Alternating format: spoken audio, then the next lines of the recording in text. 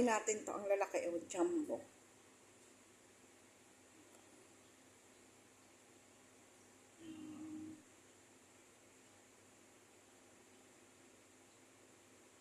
Haluan natin ng corn at saka patatas.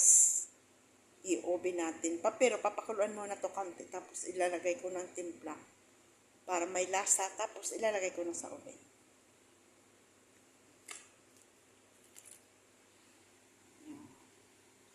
Ito po yung inano ko. Ibubuild ko lang muna po siya. Ibubuild ko po siya. Bago ko, para po yung timpla ng yung mga ricado na nuot sa hip natin. Tapos po, gagawa tayo mamaya ng sauce. Counting sugar, counting counting mantika, kaunti rin na ketchup. Para po manamis-tamis at saka counting sugar. Pwede rin po ninyo yung mga ricado, i-mixer sa food processor natin. Pero dito po sa amin, ang ayaw po yun ng amo ko. Ang pinapagawa niya po ganito. Depende po yan sa paggawa ninyo ng mga pagluto, sa pagpapaluto po sa inyo. So, ayan, nakaprepare na po yan. Hindi tayo po maglalagay ng spice na powder. Ayan, hindi po. Ang gagamitin po natin, ayan po, bawang, isang buong kamatis, kalahating lemon, isang buong sibuyas, ang luya po, bahala na kayo kung gaano karami ang gusto niyo. Tapos po ito, laurel. May po tayo dito, cardamom whole, cloves, at mga kailangan tayo ng asin, at saka mayroon pa tayong kulang. Mga kailangan din po tayo ng darsin stick. Yan. Kasya po ito, kasya. So, pagsama-samahin na po natin siya dito. Ano kaya ito? Kasya dito. Parang maliit man, no? Lagay kaya natin, ilipat natin sa malaki-laki. Lipat natin dito sa plat na kaldero para hindi siya madurog, di ba? Siyempre, lalagyan natin ng asin. Depende na po yan sa inyo kung wag po ninyong bibiglain. At lalagyan din po natin siya ng oil para po hindi siya dry. At siyempre, tubig. Meron pa ako ditong tubig na mainit.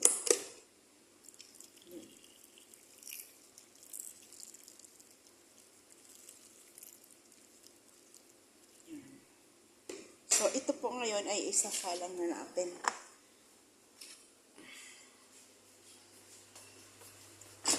Ito pong mais na to, ihahalo po natin yan. Yan.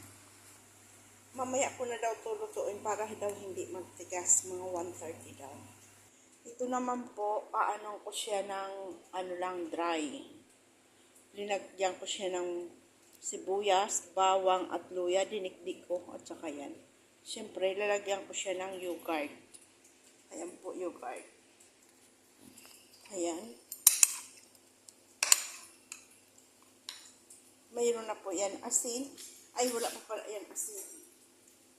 Lalagyan din natin siya ng lemon. Mayroon po ako dito lemon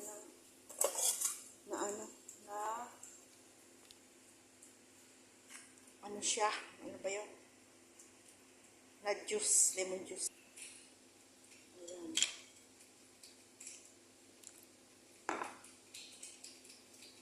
Ayan po. Isa lang na po natin yan.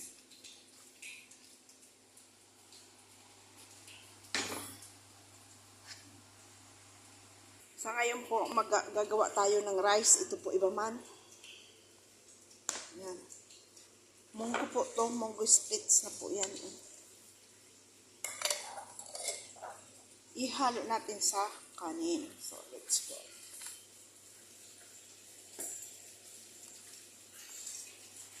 Ang gagawin natin, i-gasipis natin ito.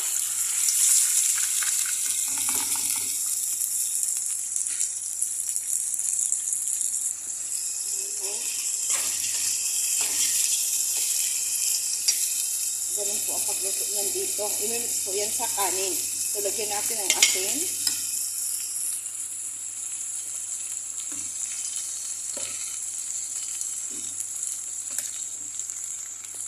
Lagyan natin ng cumin.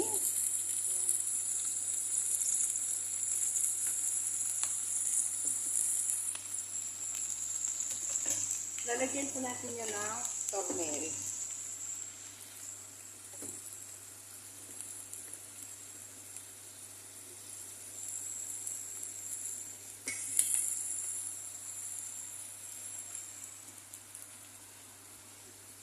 So, ayan, papalambot-lambutin muna natin yan. Bago natin ilagay yung bigas.